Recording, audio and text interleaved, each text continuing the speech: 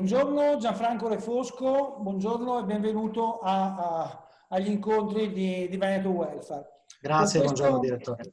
Grazie. Con questo appuntamento noi vogliamo intervistare e quindi dare la parola ai principali rappresentanti delle parti sociali proprio sul tema che è emerso anche dall'ultimo webinar che abbiamo svolto insieme al CNEL con il contributo di Tiziano Treu. La crisi ha messo in evidenza molti problemi legati al sistema del welfare, non solo sulle strutture sanitarie e sull'assistenza, anche e soprattutto per gli anziani, ma anche agli istituti legati al sostegno al reddito. Basta pensare a tutti i problemi che abbiamo avuto con gli ammortizzatori sociali. Anche il caso dei lavoratori autonomi oppure gli intermittenti ha fatto emergere una platea di soggetti che non hanno protezioni. Al fine di superare questa emergenza sarà necessario, ci diceva il professor Treu, il presidente del CNEL, superare gli interventi emergenziali e riordinare il sistema del welfare.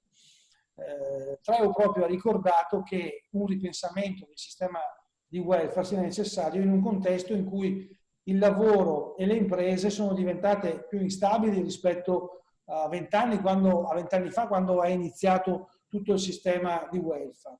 E in questo senso il welfare integrativo, come seconda gamba che è nata successivamente dalla prima gamba, quella statale, torna ad essere considerato un investimento sociale. Debba essere riconsiderato anche nella sua dimensione sociale in un periodo di incertezza come questo. La domanda è: qual è il ruolo della bilateralità e del welfare contrattuale in questa fase di debolezza dei sistemi di welfare, sanità, lavoro, sociale e pensione? Innanzitutto penso che il tema posto dal professor Treu sia assolutamente giusto. Ripensare il welfare è un imperativo che dovrebbe per noi essere una lezione che traiamo da questa crisi del coronavirus. Innanzitutto vorrei sottolineare che il tanto vituperato welfare pubblico invece si è rivelato sempre più importante ed essenziale per tutelare le persone, soprattutto delle fasce più deboli, di quelle escluse da forme di contrattazione. E quindi serve anche a ripensare come siamo in grado di sostenere e rilanciare il welfare pubblico. Su questo faccio un ragionamento fra un minuto. La bilateralità invece. Allora, la bilateralità è uno strumento. È uno strumento che è nato proprio con l'ottica di tutelare le figure professionali e sociali dentro al mondo del lavoro che non erano coperte dalla contrattazione. Tant'è vero, prendo proprio l'esempio veneto, che l'EBA, l'ente bilaterale dell'artigianato, che è nato 30 anni fa, è nato proprio per tutelare quei lavoratori e quelle lavoratrici delle imprese artigiane che non era possibile raggiungere con la contrattazione aziendale. E quindi erano, diciamo, un pezzo del mercato del lavoro escluso da una serie di tutele. Allora lì ci si è inventati, con la contrattazione, che è la base fondamentale della bilateralità, un sistema che ha il pregio della sussidiarietà, perché va a intervenire con forme di supporto che non esistono per legge, e con il grande requisito della mutualità. Cioè le imprese e i lavoratori che partecipano alla bilateralità contribuiscono a alimentare anche con delle risorse un sistema che restituisce alle imprese e ai lavoratori non in base a quanto hanno versato, ma in base a quanto hanno bisogno, oppure se sono in condizioni di difficoltà. Quindi questo è il senso principale della bilateralità. Ripeto, la bilateralità eroga welfare, ma la bilateralità deve poggiare su un sistema di contrattazione, e il sistema di contrattazione poggia sulle parti sociali. Qui abbiamo degli esempi importanti proprio nella nostra regione di bilateralità e di welfare che sono nate non per un input dall'alto della politica o del decisore pubblico, ma che invece sono nati dal basso proprio dall'iniziativa contrattuale delle parti sociali. E quindi Solidarietà Veneto, che è nata dalla contrattazione di settore quando ancora non esisteva la legge sui fondi pensione previdenziali, quindi pensate che visionarietà da quel punto di vista, l'ente bilaterale dell'artigianato, che va a coprire appunto questi lavoratori che erano scoperti da contrattazione, ma lo stesso vale per l'edilizia, i fondi, le casse edili dell'edilizia, lo stesso vale per i fondi bilaterali delle microimprese, del turismo, del commercio, per cui nella nostra regione, nell'agricoltura, per cui nella nostra regione abbiamo tantissimi lavoratori che senza la bilateralità sarebbero sguarniti di una serie di tutele. Adesso c'è una riflessione da fare, lo dicevo prima, qui c'è da tutelare il welfare bilaterale e di rilanciarlo anche, ma c'è anche da tutelare il welfare pubblico. Qui io esprimo anche una preoccupazione perché i fondi messi a disposizione dalla Banca Centrale Europea, dalla Commissione Europea, in attesa appunto che arrivi anche questo Next Generation, i fondi del MES che noi auspichiamo che l'Italia prenda in considerazione perché ci aiutano a rinnovare la sanità pubblica, beh, sono tutti fondi che arrivano a prestito. E quindi la priorità da questo punto di vista non è tanto decidere subito come distribuire queste risorse, ma come distribuirle in maniera tale che creino, che siano volano di crescita, di sviluppo e di creazione di occupazione, perché altrimenti non riusciremo né a ripagare i debiti, ma se non c'è un percorso di crescita del paese e del territorio, neanche a sostenere il welfare pubblico. Ecco, per questo lancio questa provocazione, direttore. Bisognerebbe passare da una bilateralità a protagonismo delle parti sociali a una trilateralità in cui anche l'ente pubblico, la regione, la rappresentanza pubblica, metta insieme le parti sociali per costruire non solo sistemi di welfare ma anche un'agenda per lo sviluppo del territorio. Beh, interessante la provocazione sulla trilateralità. Io credo che nell'ambito della gestione del mercato del lavoro le famose agenzie per il lavoro, di cui Veneto Lavoro è un esempio, sono nate proprio in una dimensione trilaterale, in cui insieme alla regione c'erano appunto le parti sociali. Io credo che questo sia un tema assolutamente di interesse in questa Se posso fare un altro esempio, proprio 2 anni fa nel Bellunese, sul territorio provinciale di Belluno, è nato un fondo di solidarietà territoriale promosso dalla provincia insieme con gli enti pubblici territoriali, insieme con le parti datoriali e sindacali, che peraltro ha svolto un ruolo importantissimo nella gestione delle ricadute, diciamo di mitigare le ricadute della tempesta Baia. Quindi anche questo è un modello di funzionamento trilaterale che permette alle buone idee di essere messe in campo e anche di trovare insieme le risorse per realizzare i progetti. Certamente in questo ambito probabilmente l'orizzonte su cui ragionare è proprio quello del welfare territoriale e quindi con una capacità di mettere insieme fonti di finanziamento, quindi fondi previdenziali, in questo caso potrebbero essere i fondi appunto previdenziali e anche i fondi bilaterali, oltre che tutta la partita che è caratterizzata dal welfare aziendale. Ma su questo poi, secondo me, qualche elemento potremmo anche affrontarlo in questa chiacchierata.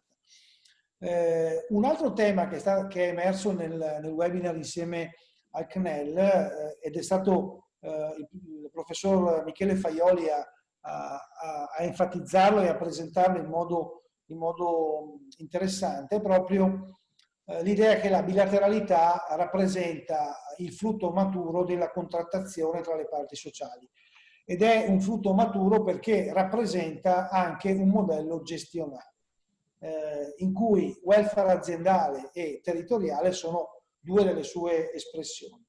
Il punto su cui il professor Faioli sollecitava la platea era di pensare ad uno spazio di modifica e quindi di miglioramento del sistema proprio nell'integrazione fra fondi pensione e fondi sanitari, facendo in modo di poter collegare prestazioni, contribuzioni e anche modelli gestionali. È il caso per esempio della portabilità da un fondo all'altro. Da questo punto di vista ci potrebbero essere elementi di miglioramento nel sistema appunto dei fondi contrattuali, pensionistici e sanitari. La domanda è: i fondi pensione, i fondi sanitari contrattuali rappresentano questo patrimonio di servizi ai lavoratori e alle imprese. Quali potrebbero essere gli elementi di miglioramento che si possono avviare secondo lei senza variare la normativa, quindi tenendo la normativa invariata, e per migliorare, per incrementare anche la partecipazione e favorire anche la flessibilità? Sia la previdenza integrativa che l'assistenza sanitaria integrativa sono due innovazioni importanti che sono nate proprio da esperienze contrattuali.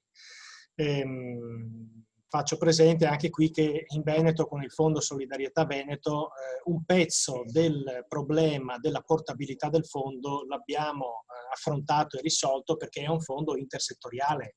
Quindi se io vado a lavorare da un'impresa meccanica ad un'impresa chimica o un'impresa del legno, posso restare nello stesso fondo pensione, mentre i fondi nazionali sono settoriali. Quindi diciamo che già questo è un elemento importante di portabilità, di identità del fondo, che viene molto apprezzato nel nostro territorio.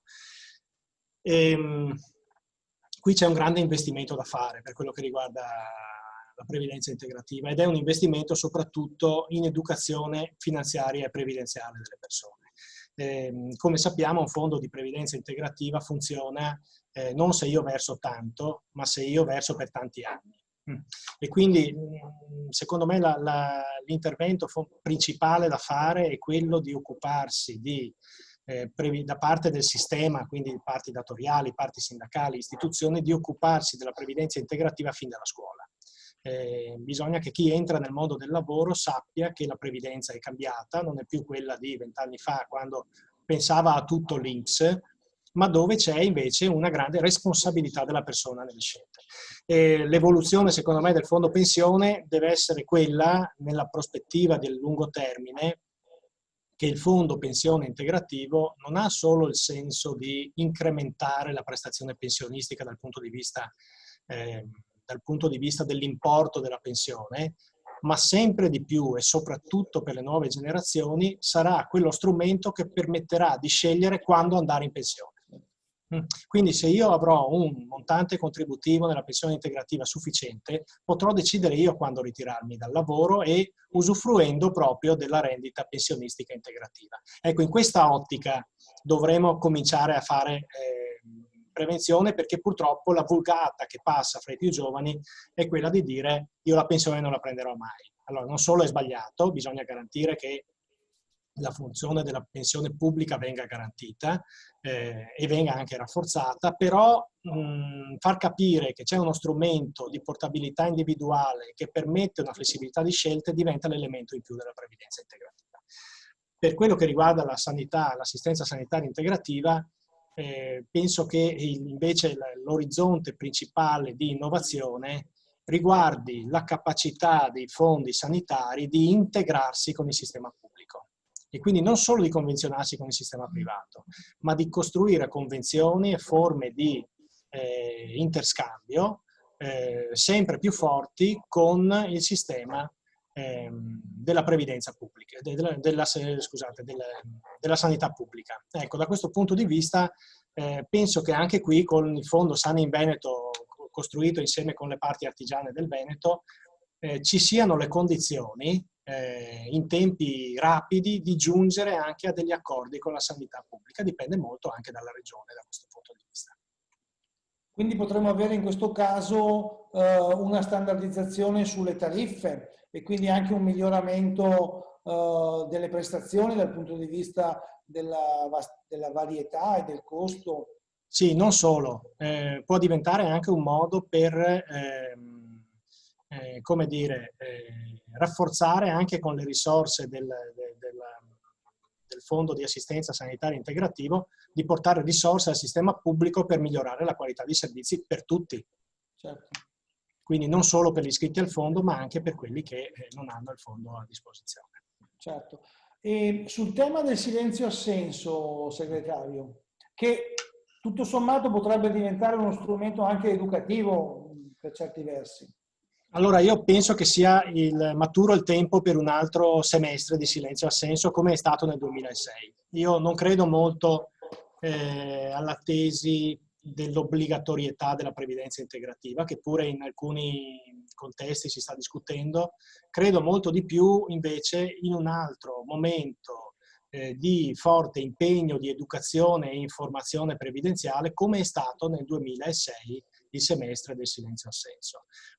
Questa è una delle proposte che peraltro CGIL e CISL hanno fatto al governo ancora alla fine dell'anno scorso, cioè quello di avviare una nuova fase in cui mettere tutti i lavoratori e tutte le lavoratrici di fronte di nuovo alla scelta se tenere il TFR oppure se aderire al fondo pensione.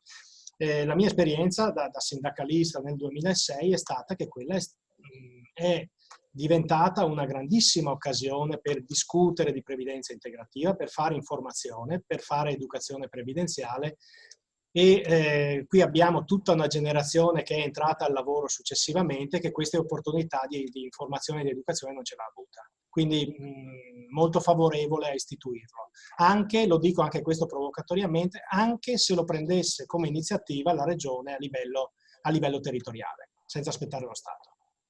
Beh, la cosa potrebbe essere interessante anche per l'unità organizzativa Veneto Welfare, che potrebbe su questo rappresentare una sponda di comunicazione e di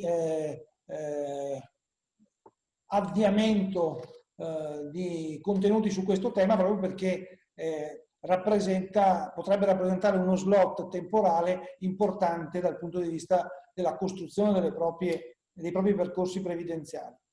L'ultima domanda, segretario. Il tema, allora, i fondi rappresentano una espressione delle parti e acquisiscono patrimoni e gestiscono patrimoni rilevanti.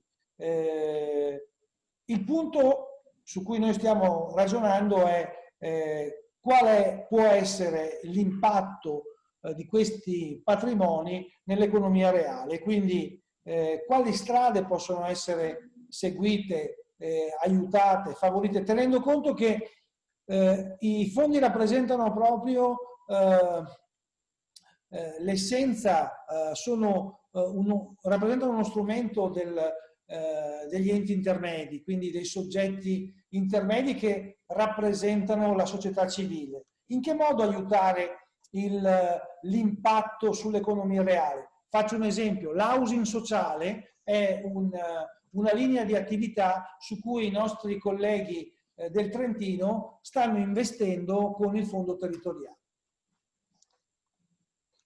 Allora, qui